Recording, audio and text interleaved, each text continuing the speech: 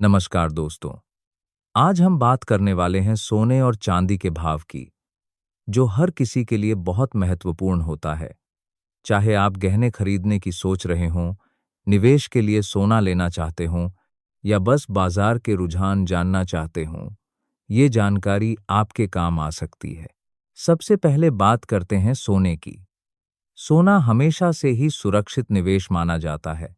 लोग इसे इसलिए पसंद करते हैं क्योंकि ये मुद्रास्फीति से बचाव करता है और आर्थिक अनिश्चितता के समय में इसकी कीमत आमतौर पर बढ़ती है। भारत में सोने की कीमत अंतर्राष्ट्रीय बाजार, डॉलर की ताकत, आयात शुल्क, जीएसटी और स्थानीय मांग पर निर्भर करती है। अभी सोने का भाव काफी आकर्षक स्तर पर है। 24 कैरेट सोना, जो सबसे शुद्ध होता है, 999 फाइनेंस वाला, वो प्रति ग्राम लगभग 1,178 रुपए के आसपास चल रहा है। मतलब 10 ग्राम 24 कैरेट सोने के लिए आपको करीब 1,61,780 रुपए चुकाने पड़ सकते हैं।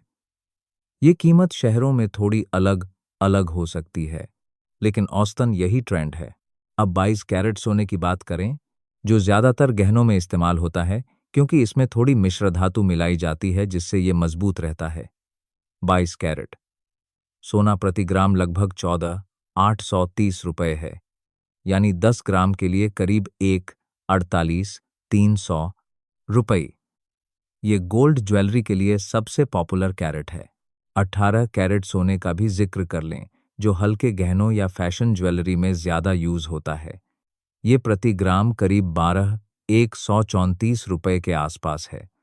10 ग्राम में ये 1,21,340 रुपए बनता है। सोने की कीमत क्यों बदलती रहती है? अंतर्राष्ट्रीय स्तर पर गोल्ड का भाव अमेरिकी डॉलर में तय होता है। अगर डॉलर मजबूत होता है तो सोने का भाव कम हो सकता है और कमजोर होने पर बढ़ जाता है। साथ ही वैश्विक आर्थिक स्थिति, ब्याज दरें, जियोपॉलिटिकल टेंशन और केंद्रीय बैंकों की खरीदारी भी प्रभाव डालती है। भारत में त्योहारों, शादियों के सीजन में मांग बढ़ने से लोकल प्राइस में उछाल आता है। अब चांदी की ओर चलते हैं। चांदी को सफेद सोना भी कहा जाता है। ये सोने से सस्ती होती है लेकिन निवेश और उपयोग दोनों में महत्वपूर्ण है। चांदी इंडस्ट्री में बहुत इस्तेमाल होती है, जैसे सोलर पैनल, इलेक्ट्रॉनिक्स, मेडिकल उपकरण आदि में। आज चांदी का भाव प्रति ग्राम 285 रुपए के आसपास है, यानी 1 किलोग्राम चांदी के लिए करीब 285 रुपए। कुछ जगहों पर ये 264 से 285 रुपए प्रति ग्राम तक वैरी कर रही है, लेकिन औसतन यही रेंज है। चांदी का भाव सोने से ज्यादा वॉलेटाइल होता है क्योंकि इसकी इंडस्ट्रियल डिमांड ज्यादा है। अगर इंडस्ट्री में ग्रोथ होती है तो चांदी तेजी से बढ़ सकती है। सोने और चांदी दोनों में निवेश कैसे करें? अगर आप फिजिकल गोल्ड या सिल्वर खरीद रहे हैं तो अच्छे ज्वेलर या बैंक से लें जहां हॉलमार्क हो।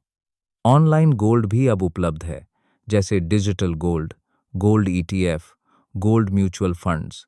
चांदी के लिए भी सिक्के, बार या ईटीएफ ऑप्शन हैं। सोने की खासियत ये है कि ये सदियों से वैल्यू स्टोर रहा है। पुराने समय में राजा महाराजा सोना जमा करते थे। आज भी शादी में स्त्रीधन के रूप में सोना दिया जाता है। चांदी का उपयोग पूजा में, सजावट में और रोजमर्रा के बर्तनों में होता है। अगर हम पिछले कुछ समय की बात करें तो सोने ने काफी अच्छा रिटर्न दिया है। कई लोग कहते हैं कि सोना लंबे समय में हमेशा फायदेमंद साबित होता है, लेकिन याद रखें, कोई भी निवेश बिना रिस्क के नहीं होता। मार्केट ऊपर नीचे होता रहता है। सोने की शुद्धता कैसे चेक करें? हॉलमार्क बिस्मार्क देखें। 24 कैरेट में 999, 22 कैरेट में 916, 18 कैरेट में 750 लिखा होता है। चांदी में भी हॉलमार्क 925 या 999 फाइन होती है। अब सोने के फायदे गिनाते हैं। पहला, ये पोर्टेबल है, छोटी मात्रा में बहुत वैल्यू। दूसरा, लिक्विडिटी बहुत ज्यादा, कहीं भी बेच सकते हैं। तीसरा, मुद्रास्फीति हेज। चौथा, सांस्कृतिक महत्व। चांदी के फायदे, इंडस्ट्रियल यूज से डिमांड बढ़ती रहती है, सोने से सस्ती, और छोटे निवेश के लिए अच्छी। कई लोग सोचते हैं कि सोना खरीदने का सही समय कब है। एक्सपर्ट कहते हैं कि डिप में खरीदें, लेकिन लंबे समय के लिए सोना हमेशा अच्छा माना जाता है। चांदी में अगर इंडस्ट्रियल ग्रोथ है तो अच्छा रिटर्न मिल सकता है।